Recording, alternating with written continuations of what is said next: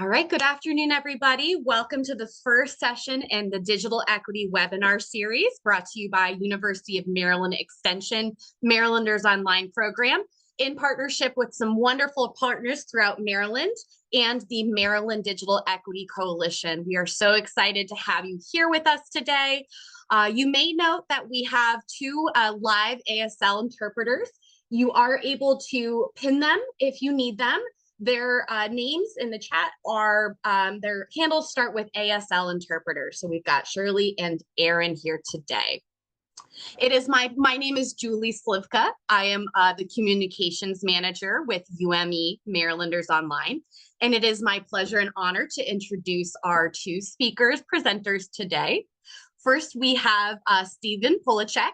He is the Director of IT Accessibility, Policy, and Programs with the Assistive Technology Program with the Department of Disabilities. We also have Matt Hackert, who is a Senior IT Accessibility Specialist, also with Maryland Department of Disabilities. Some background on them. Stephen has been involved in accessibility by working within a blindness skills training program. His career started with working in television and theater on audio production, and then he moved into digital communication and website management. These skills have aided him in developing accessible media and testing software and websites. During his time at MDOD, Stephen has earned his Section 508 Trusted Tester certification and performed numerous website and software accessibility evaluations and training sessions in multiple areas of digital accessibility. With Matt, he is, again, the Senior IT Accessibility Specialist within the new Office of Accessibility under Andrew Drummond.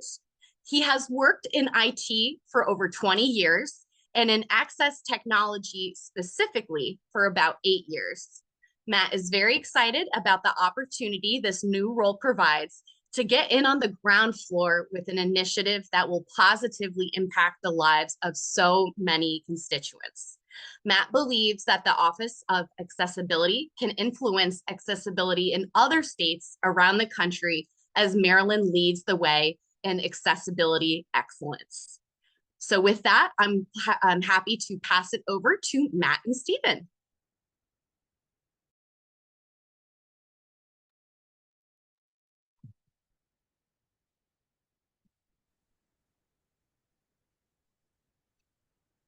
All right, good afternoon. Oh, there we go. Go ahead. No, go ahead, Matt. Yep. I'll start off real quick. Again, thanks, Julie, for the introduction. Thank you all for being here and for your interest in digital accessibility. I am Matt Hackert in the Department of Information Technology. The Office of Accessibility is just about a year old at this point. Andrew was able to get this initiative started last year, and I joined him at the end of February. And again, as Julie mentioned in the introduction, I'm really excited about the support that leadership in the state of Maryland has really shown for accessibility. We're really interested in helping improve the state's digital accessibility for all constituents, both those with and without disabilities. Stephen? Thank you, Matt. So I am as mentioned, thank you for the invitation. I am the Director of IT Accessibility Policy and Programs at the Assistive Technology Program, also known as MDTAP.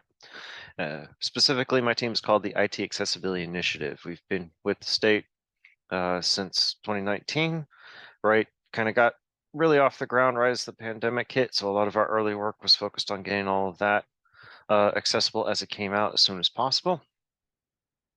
And since then, we've been working alongside DoIT, DGS, and other agencies to both get the state's digital footprint to be more accessible, but then also working to improve the procurement process to make sure that we're purchasing accessible technology. So one thing before I get into everything else is that everything we're covering today is just a brief overview. There's a lot we're going to try and cover. So there is always, as always, a lot more in-depth information out there. So please feel free to contact us after today. Matt and myself will share our contact information at the end, and we'd be happy to talk about any of the topics we're going to discuss today. With that, let's go ahead and get started. So our learning objectives today are: first, what does it mean to be accessible? Second is the basic principles of accessibility. And then third, testing and designing with accessibility in mind. So kind of going from the start of looking at a website and figuring out, how do I make this accessible? What is that? What does that mean for various individuals? How we're going to kind of define that and know that we're at least doing what's the minimum requirements. And then finally, actually going through your site, testing it, and then also thinking about how you're going to design future content. So what does it mean to be accessible? Definitions from Merriam-Webster. This is the basic definition of accessibility: is capable of being reached, easy to speak or deal with, capable of being used or seen, capable of being understood or appreciated, capable of being influenced, and easily used or accessed by people with disabilities or adapted for use by people with disabilities. It's a definition that we're going to concern ourselves with today. Another definition that's probably more commonly used is from the W3C. We'll talk about who they are later. And that is, web accessibility means that websites, tools, and technologies are designed and developed so that people with disabilities can use them. This all boils down to one major point, and this is the part Matt and I always like to emphasize to people, is what do I intend my users to get from this, and how do I make it as easy as possible for them to do so? A lot of the times people hear the term accessibility and think, oh, I just have to make it work with a screen reader, or make sure, oh, you can read it. But it goes beyond that, because we want to make sure individuals using a screen reader, using eye gaze technology to control their mouse with their eyes, using voice control to do the same thing with their voice, or just using your standard keyboard that's on any computer. And making sure that they have a good experience, not just they can do this.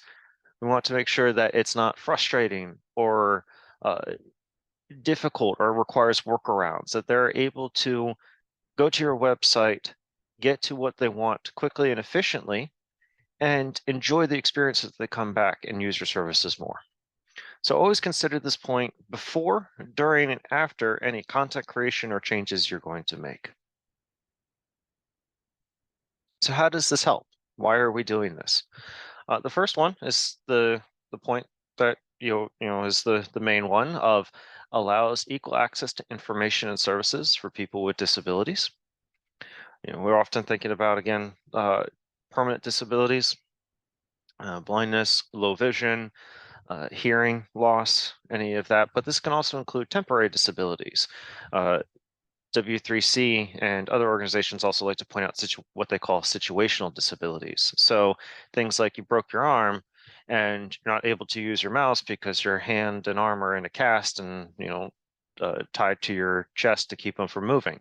Or things as simple as you're missing your glasses or they're broken and you might be having a little bit of trouble with the screen. Being able to turn on magnification easily means you don't have to get your face right up into the monitor. It also means that you can still do everything. You just need to switch on a simple tool that's built into your operating system. This also affects a lot more people than you think. Is that the CDC has stated that 26% of the US population has a disability.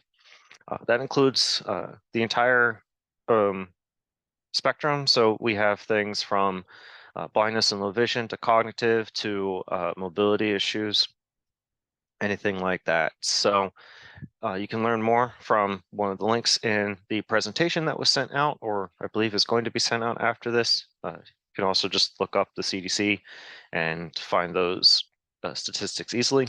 But this has a very broad impact, and it helps a lot more people in a lot of various different situations than you think. The second is that it improves user experiences and agency.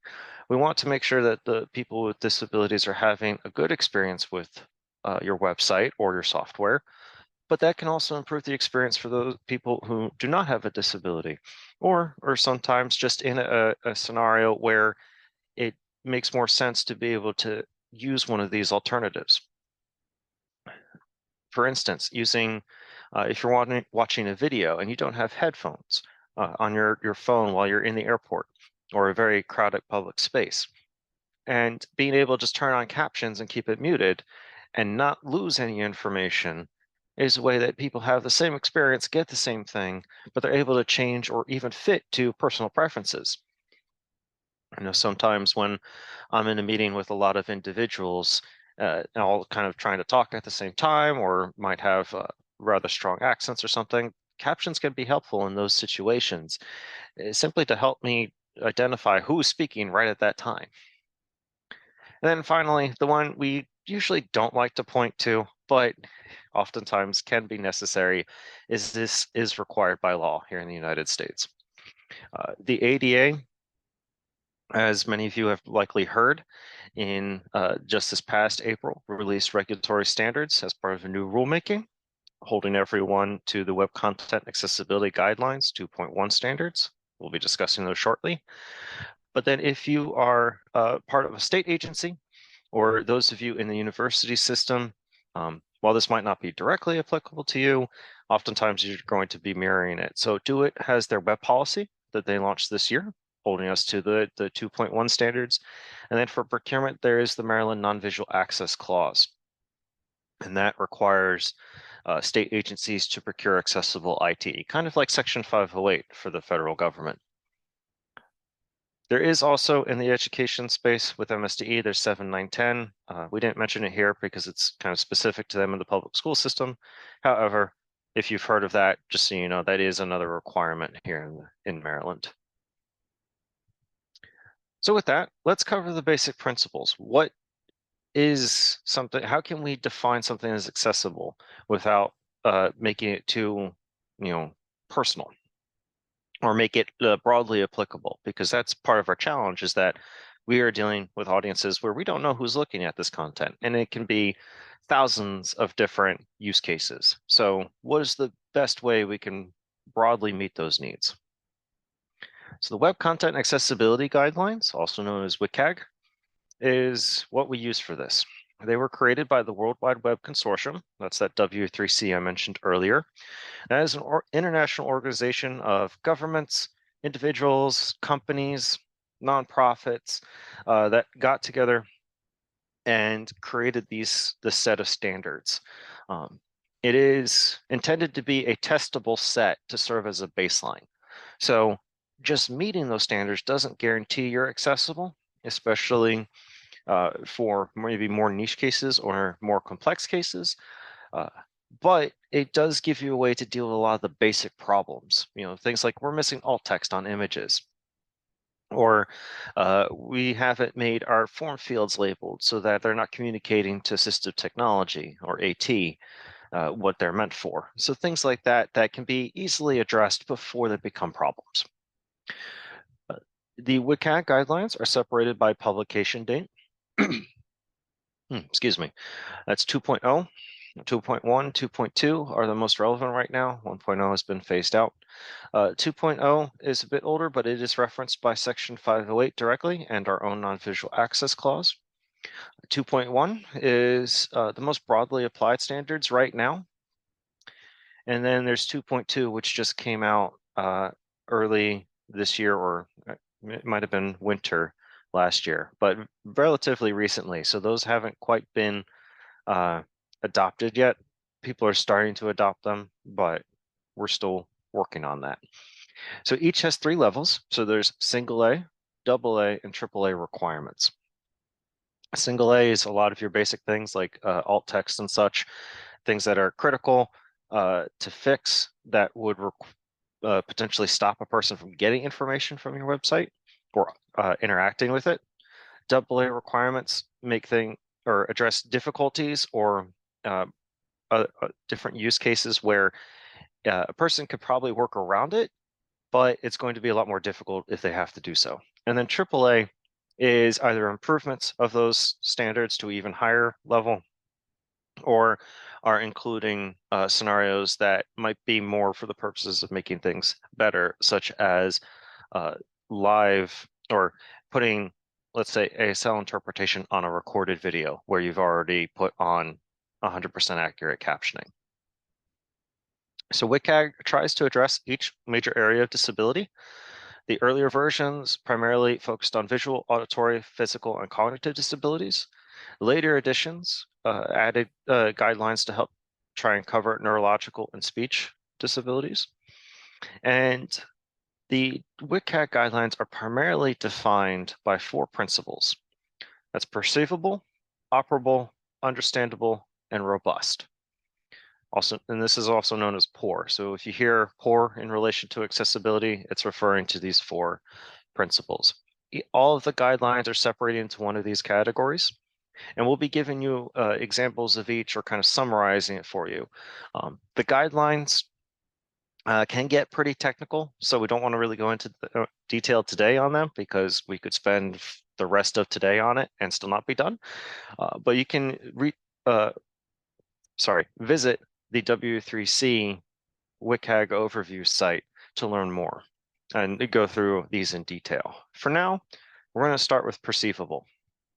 So the very first guideline is the one we kind of always expect to hear about, alternative text. You're going to hear about this in any accessibility presentation here, before, after. What this is referring to is images, frames, other non-text content should have or needs to have a text description. We're going to give you some basic guidelines here. There's always more to this, but this is a good starting point for everyone. So keep this in mind when you start doing this. Whenever you upload a photo to social media or to your website or something, take just 5 seconds to try and put some kind of description on it. You want to be accurate and concise. You don't really want to add in interpretation. You're really just kind of focused on, what is this image conveying? What is it telling us? Or why did I put this image here in the first place? So you want to limit your descriptions to a few words or even a sentence, maybe 2 if it's a really complex photo, but realize that the more you add, the more a person has to sit there and listen to it to get that information. So keep it simple. You also want to avoid redundancy. So we don't want to use image of or picture of, because assistive technology will always tell the user what element type this is. So in the case of any of the images on screen here, such as the one I have here, of the Twitter help article on adding a description to an image, I don't need to say image of a screenshot of, Twitter's help article, because when a screen reader finds this, it will read my description. So in this case, Twitter help article on adding alt text, and then it will say graphic. So no reason for me to add that in and make a user, hear that 2, 3, 4 times. Now, if your image is not actually adding anything to the conversation, or it's used to kind of visually define space, putting like a spacer in between paragraphs, or in the case of our presentation here, how the heading perceivable alt text is on a black rectangle, things like that don't add much content to, or can even interfere with the user, because now they have to move through something that doesn't give them any information. Those we consider decorative images, and they should be marked as such. If you're using Microsoft Office or Adobe, you have that option. When you're adding alt text, there'll be a little checkbox saying mark as decorative. In the case of a content management system for your website, a lot of them will have something like that, or you can just leave that space blank, but have a marker in there or some other kind of option to say this is a decorative image. And that way the screen reader or other AT will just skip that. So people don't have to wade through these images that aren't giving them anything, but help kind of define space, and also let them move from actual content to actual content easily and smoothly. One caveat to all of this is that if you're using your image as a link, instead of describing your image, then you should state the link destination. Tell users, if I click this image like the one I have on screen, it will go to the Twitter article on adding alt text. I don't need to say, will go to or anything like that. Again, the screen reader will tell them this is a graphic link. I just need them to understand where they're going. So in this case, Twitter help article or Twitter help center, something like that would be enough. So this image, I always like to use this one because it is a picture of a coffee mug, and the description they wrote in is a small white mug with a tiny loop handle with a shot of deep brown espresso and a light brown crema on top. The mug sits on a small white saucer on a medium brown wooden table. It's a good description. It's a little long. I would take out the second sentence simply because the table and the saucer aren't really the focus. However, this can change based on who is posting this information. So, a coffee shop should probably focus on just the coffee because that's their product. In the case of, say, Target or Walmart out selling the actual mug and saucer set, then they might focus on that and just not mention the coffee. And so things like that you also need to think about. But that's why we want to just really focus on what is the purpose of this image and what is it adding to the conversation. Some more points for perceivable is color use and contrast. So this kind of is going to cover pretty much all use of text, including links. But color use and contrast can apply to other areas, but for our purposes, we're mostly focused on text and what is communicating information to users.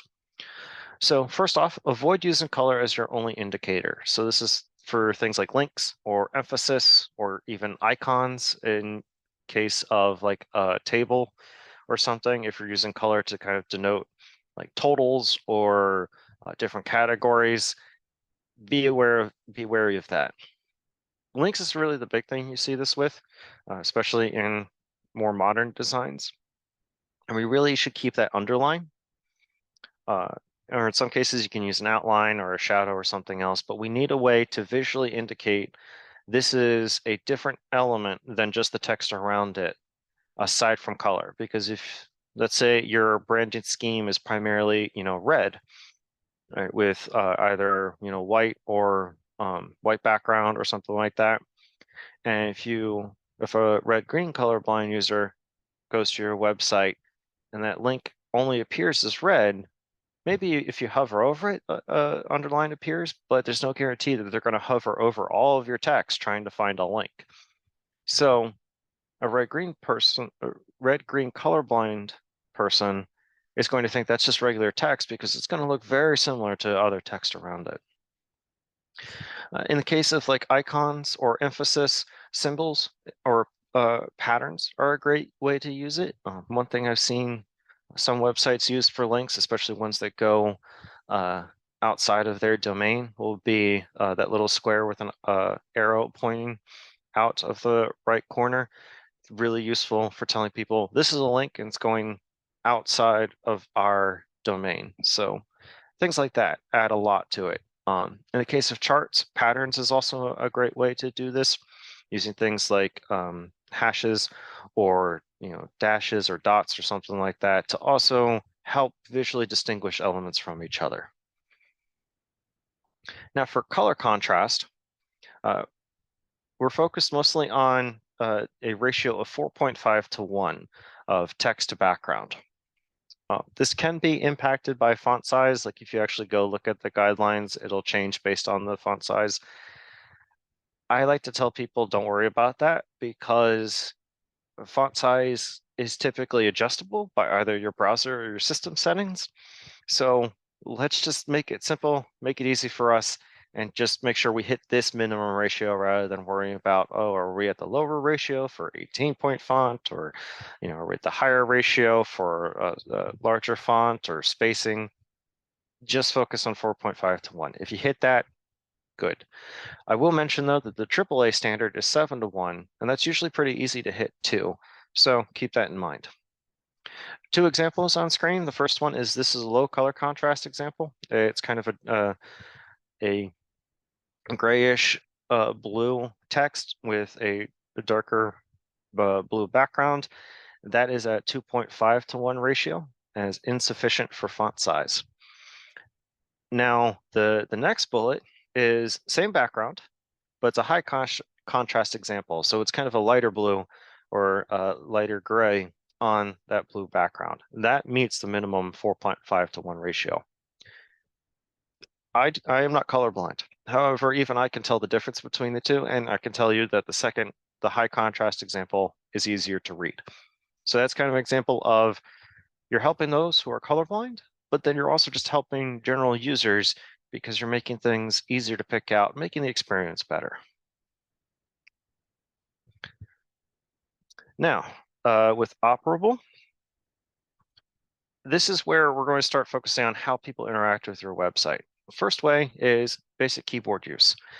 I also mentioned AT here simply because a lot of assistive technology requires that same kind of functionality or input. Screen readers, as Matt will talk about, use the keyboard.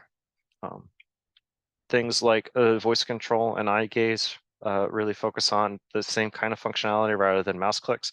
So keep that in mind. Doesn't mean it always matches up. It just means that there's commonalities here. So the basic principle of this is that content must be reachable and usable by just your keyboard. This is a very common need for those with physical disabilities. As I mentioned, screen readers also use the keyboard for this, so there's a lot of commonalities here. Same with other AT. And we need to also know where we are when we move via keyboard, and this is called visual focus indication. So on screen, there is a small screenshot from W3's WCAG guidelines. They have this version, latest published version, and latest editor's draft, followed by links. The middle one, for the latest published version, if you notice, has a black outline around it. That's our visual focus indicator. So that tells me when I was pressing tab, moving from link to link, this is where I'm at. And if I press enter, it's going to click that link. If I didn't have that, then I'm guessing, because I'm either reliant on the browser having that, sometimes in the bottom left, you'll see the URL. It's not always there, or sometimes it's cut off. So not 100% reliable. And then now as a user, I'm having to guess, am I clicking the right link or not? And I don't want to do that. So it's very important that it's not just we can move around the website, get to every link or get to every form field and be able to use it with our keyboard. Things like your menu drop downs, pressing tab, pressing enter to open it, and then maybe using up and down arrow to select an option, things like that. But I also can see where I'm at.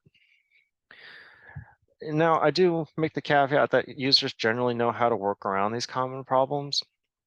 But again, we want to provide them with a good experience, not an irritating one. That's why we need to make sure our visual focus indicator is there, that it's sufficiently contrast to the background.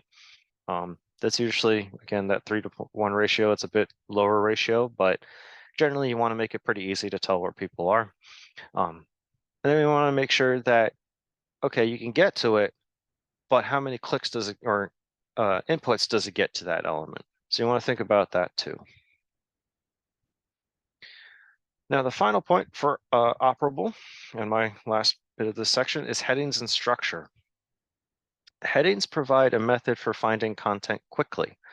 So this is both visible and programmatic. It has a very large impact on AT users. For visual inputs, it tells us, okay, this section is going to be about this section is about this, draws our eye, draws our attention to this. If they're programmed as headings, as it really needs to be, screen readers and other AT is able to quickly jump from heading to heading without having to interact with any other content in between. So it makes it a really easy way for a person to navigate around a website efficiently. So that's why it's really important. Conversely, having too many headings that are used for emphasis muddies the waters. A lot of the times we see people using headings for either formatting purposes or because they think, oh, this is important, we need to make sure people get to it. But if you have like 6 headings in a row with no other content around them or behind them, that's no different as having no headings. So that's why you really need to use headings to signify your content relations rather than trying to draw attention to these things. Once you make a heading, you can format it however you like. The same for paragraphs. It's just realize there is that distinction in that context. Best practice is to create an outline using your headings to easily identify your blocks of content and your subsets. So, for example, a heading 2 starts a subject, but then any subsets of that content are started with a heading 3. Example on the right, we always start our website or web page with an H1, a heading 1. Welcome to our site. Then there's 2 major sections. There's H2, our services, and H2, news and events. And then under our services is our 3 subsets of that. So we have the loan program, IT accessibility, and community development. Then under news and events, we have a separate heading for community conference because that's a major event or something that's happening. So that way, a user, when they come to the website, starts right at welcome, but they can jump to our services or straight to news and events, and then jump to another section underneath that if they're specifically looking for, say, community development. So that means 3 key presses instead of maybe 7 or 8 in order to move through a menu and all of the other services before they get to the one they want. All right, now we're at understandable, so I'm going to hand it over to Matt for the rest of the presentation. Thank you, Stephen. And I'm just gonna, interject before I continue on with the U, understandable, that again, so much of what we're talking about here is user experience, a positive experience for both people with disabilities and without, and that following all these guidelines, that's the goal, is to really improve the experience for all users. So without further ado, we will continue then, looking at what the U and means in our POUR framework, understandable and predictable.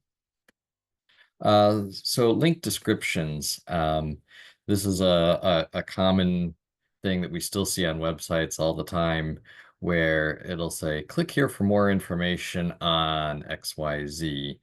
And sometimes click here is the actual hyperlink, sometimes just the word here.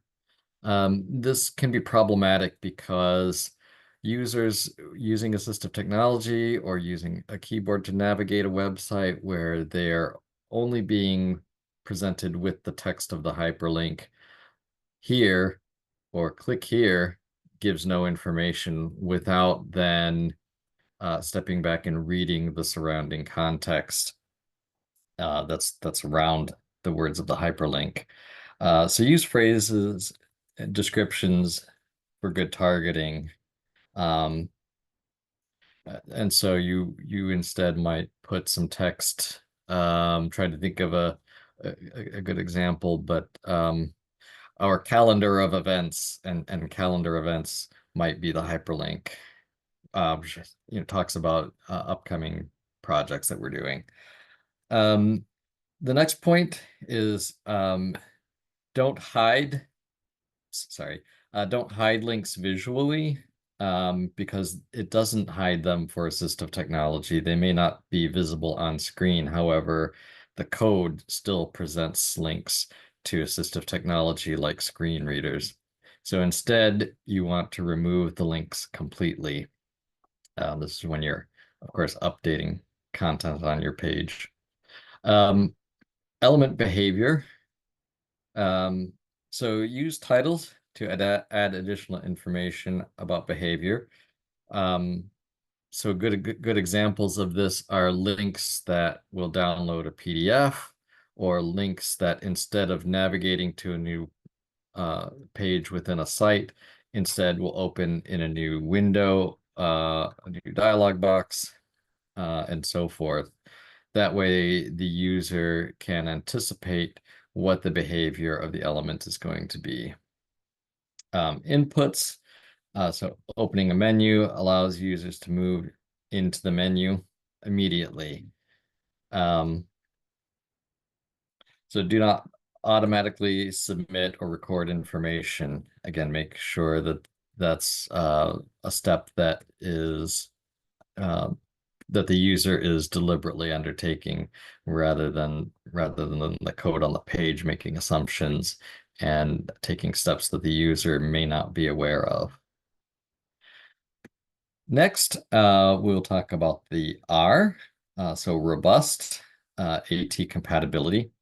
And that's the basic premise here that that your website that you're developing is usable on the broadest scope of different devices, operating systems, browsers, and potential access technology. Again, screen readers, software for eye gaze devices, and other types of technology that users with various disabilities might be using. So again, voice, eye gaze, screen readers, control inputs, they require proper coding. A phrase that I hear all the time is that use of good HTML coding, and of course that expands beyond HTML to JavaScript and Python and all of the other associated languages for scripting and so forth. But anyway, good coding practices automatically translate into good accessibility. Ensure feedback is given to users. So error messages are a big one if you're filling out a form and there's a specific date format, for example.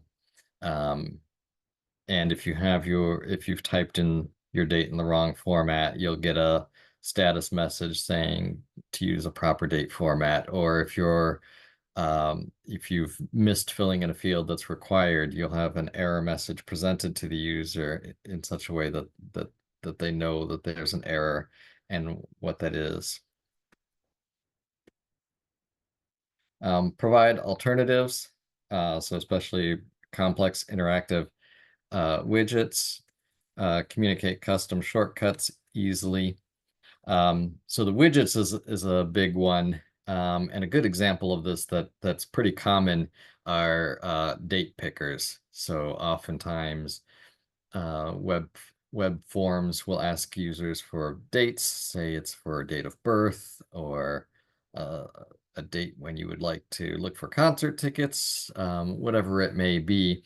There's often a button that you can click that will open up a calendar, and visually it's very intuitive because it opens a little dialog box and it has the grid with the calendar, and you can click next or previous month and you can see the table of numbers. However, with a screen reader, for example, that calendar picker that opens up is sometimes very inaccessible, or even if it's accessible, it can be very time-consuming or tedious to navigate through. And so providing an alternative means, so a blank edit field and instructions for typing in your date as mm/dd/YYYY, then a user could type in 10/04/2024, and the system can easily interpret that as today's date. Now we're going to continue with the final section, talking about testing and design. So testing websites is critical, so that we know when there are accessibility problems. There's two types of testing that we're going to discuss. There are many automated tools that can test accessibility, and then there are manual ways of testing accessibility, and oftentimes using access technology to actually work through workflows and try navigating websites. But we're going to start with discussing automated testing. So what are the benefits of automated testing? You can run through a page or an entire site quickly. You can find errors in code, repetitions of errors, and it's useful for maintenance and monitoring. So as you can imagine, automated tools have the capability of analyzing the underlying code. They don't look at a website the same way you or I pull up a website in a browser, but they look at all of the underlying code. And it can be possible not only to automate finding all those errors, but depending on what kind of errors, some software it has the capability of correcting some of those errors too. The challenges are that first and probably I think most important is it's unable to understand context or judge quality. So Stephen talked about his very first point under perceivable had to do with alt text. And this is starting to change a little bit with AI, but we're very early on there. Generally speaking, however, a computer and software can identify whether there is or is not alt text, but it does not have the capability of judging if that alt text is accurate, and even if it's accurate, if the description is actually answering that question of why is this graphic here? What do I expect my audience to understand when they see this graphic? That's still very much an area that requires human judgment. Next, the next bullet point you can see cannot mimic a user workflow or navigation methods. So this is the kind of thing where there may be a whole set of forms to fill out. And as one goes through, when you finish page 1 of the form, some of your answers may dictate what questions come next. So there can be a lot of branching and a lot of variation. Automated tools just aren't capable of actually pretending to be a user and work through a workflow, in particular in ways that users using specific access technology might use. Some examples you can see listed here of some automated tools include Wave from WebAIM, Axe from DQ, and Andy, which is a federal tool, Site Improve, and JAWS Inspect. JAWS Inspect is kind of a unique one in that some of you may be familiar with the JAWS screen reading utility. JAWS Inspect has ways of automating and giving speech output for what a user would experience given a certain workflow. So it's literally a text transcript of what a user would hear as they walk through a web page. All right, we'll go to the next slide, and we will talk about manual testing. Benefits of manual testing are that they assess experience and quality, descriptions, interactions, because there are people involved doing the actual testing, actually running through scenarios or workflows on a website, in many cases using access technology to do so, gives them a lot more depth of information that an automated tool can't provide. Which goes to the second point here. It can find errors automated testing cannot, and best for in-depth remediation and improvement. Of course, the challenges are that manual testing is time-consuming and expensive. The bullet says if contracting, but I would even say that there's an expense even if you're doing it in-house just for the time that it takes staff to do this. It is very labor intensive, and it requires more knowledge and training for different types, AT use, etc., and cannot handle large scale reasonably. So some examples of doing manual testing are doing a visual inspection, checking the reading order, checking that there's a focus indicator, testing for keyboard navigation. So putting your mouse aside, making sure that you can navigate to all the controls on a page with the keyboard. I would say even more importantly, where there are interactive elements like drop downs, menus, and things like that, making sure that that they can be fully operated with a keyboard. Pressing tab to move around, again, following focus order, and then use of actual assistive technology such as screen readers, voice control, to navigate a page and to run through different scenarios. Sorry, I lost my train of thought. What I wanted to add that's not on the slides here, that ideally a combination of using both automated and manual testing is the best approach. A lot of automated testing can help focus where it's most essential to then go in, drill down and use manual testing. Because especially if, for example, think about the state of Maryland, and all of the websites that Do It manages, I mean, it would literally take years for Do It staff to manually test every page. And so it's just necessary just for scale to use automated tools, but then those tools can point out the areas that it's important to then inspect manually. So start simple. Again, we talked about visual inspection. Does anything appear like it's low contrast, like the colors are very similar and it's difficult to differentiate? Are links easily visible? So these are things that you can just literally glance at the page and see. Heading structure is clear and easy to follow. That may take a little bit more digging into to see what heading level things are at. And then testing interaction, again, making sure things are operable. Can you reach all the links and buttons on a page using the tab key? Do you know where you are at any time? Is there a focus indicator? Order of operations, does opening a menu let you move into that menu, or does it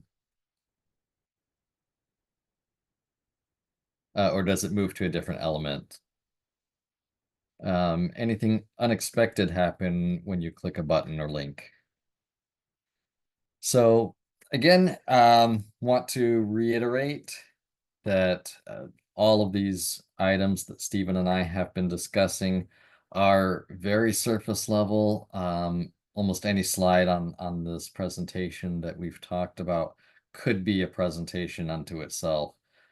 So we want to just make sure that you understand this really is a high level general overview of accessibility as a whole, and that there is a lot to go into for all of the various topics that we've discussed. So we have our contact information.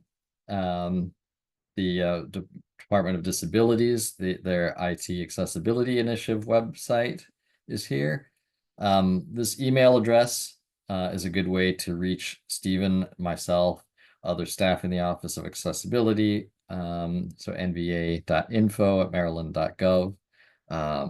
We invite and encourage folks to email us with questions. We're happy to give folks as much information as possible. We want to spread the word about accessibility and how best to make your website accessible.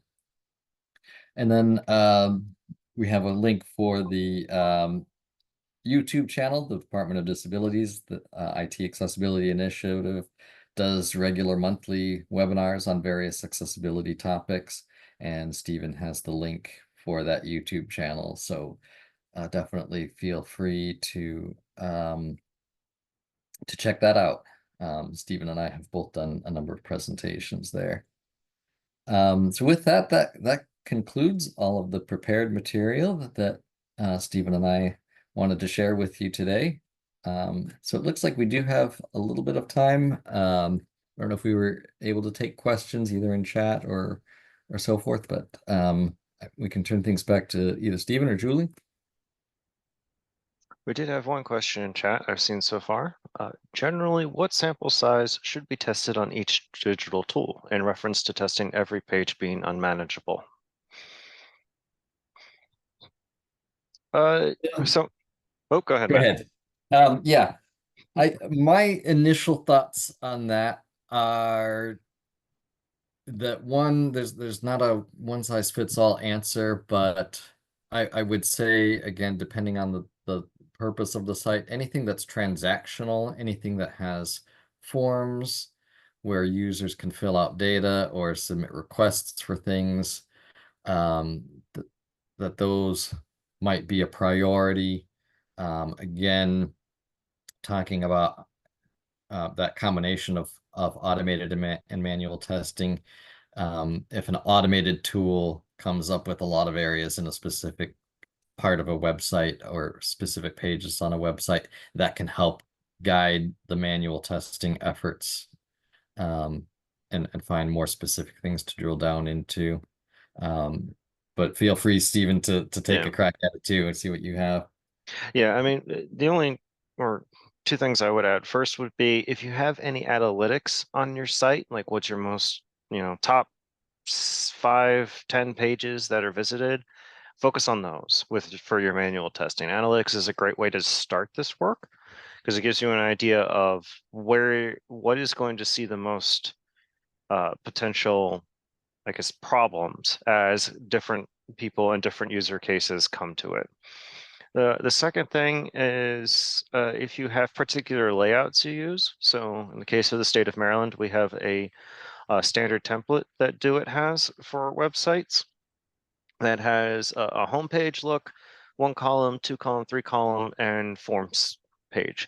So that way I know when I go to test a website that I can go to the home page, obviously test that because that's your starting point for any website.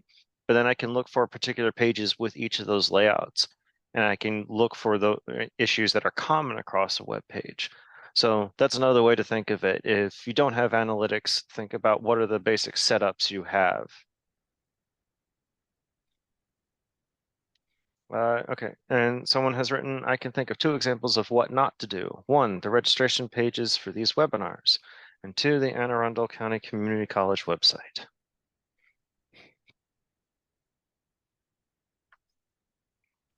Yeah, that was me. You're probably not familiar with a community college, but I work, I volunteer, it's practically a job at the senior centers in Glen Burnie and Pasadena.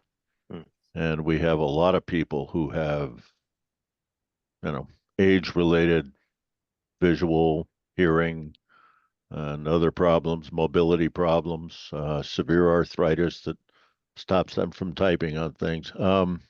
Right. I know that was kind of a flippant remark on my page, but on my account, but registering for this website, I've been in IT since the early 90s, and I am now retired, and I'm using a Linux system, and the registration it looked awful. It was impossible to, I don't know if anybody proofread it, but I think they should have proofread it again.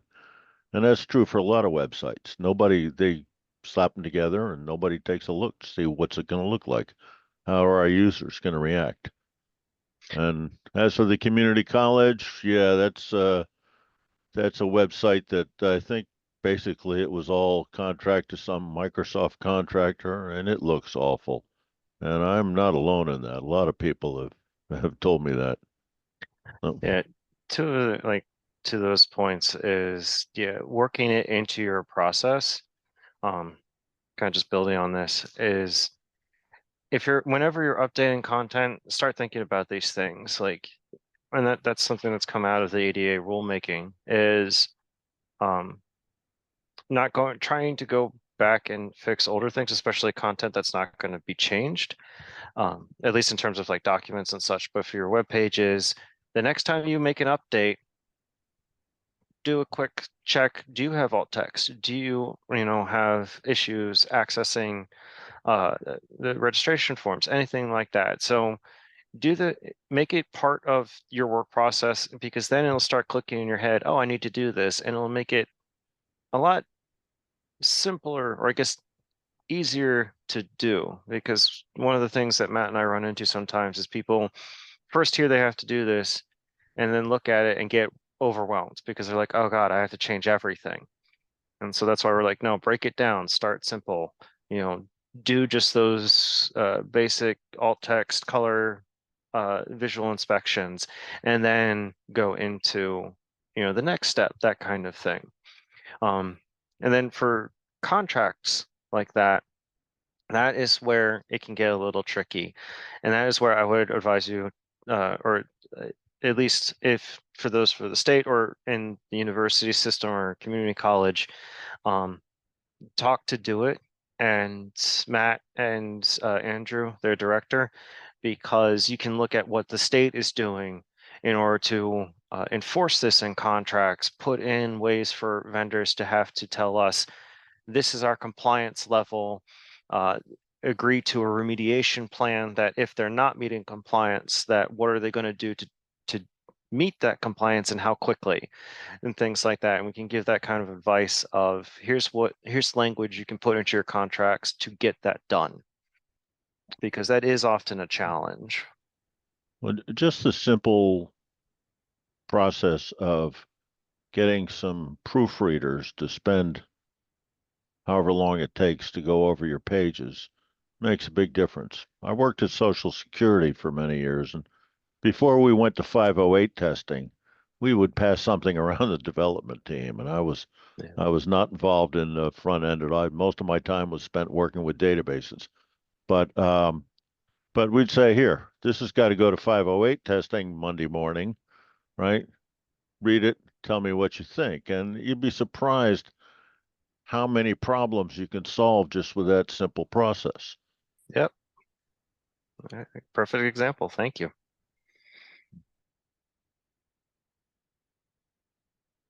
Do we have any other questions so far? I see Julie has posted the survey link in the chat. So I guess if you could go fill that out quickly, it will be very helpful to them as they move forward. And she's just posted the link for the upcoming sessions in the webinar series. Sorry, Julie, I've started taking over the job. Not at all. I appreciate that. Thank you, Matt. Thank you, Stephen. Thank you to our wonderful interpreters for this really great session. As I mentioned, this will be available on YouTube. Just give us a couple hours to upload it. If you're interested in learning more about digital equity, we invite you to attend the Digital Equity Maryland Statewide Digital Equity Summit on October 15th in Baltimore. Today is the final day of $40 registration. And if you're interested in following us on social media to keep up to date with what we're doing, feel free to check out our link tree. It has all of the links there. But other than that, thank you again for attending today's session, for this feedback, for these insights, all very valuable, all very appreciated. And we hope to host you at a future event soon. Thank you. Thank you, everyone. Thank you for having us. Thank you.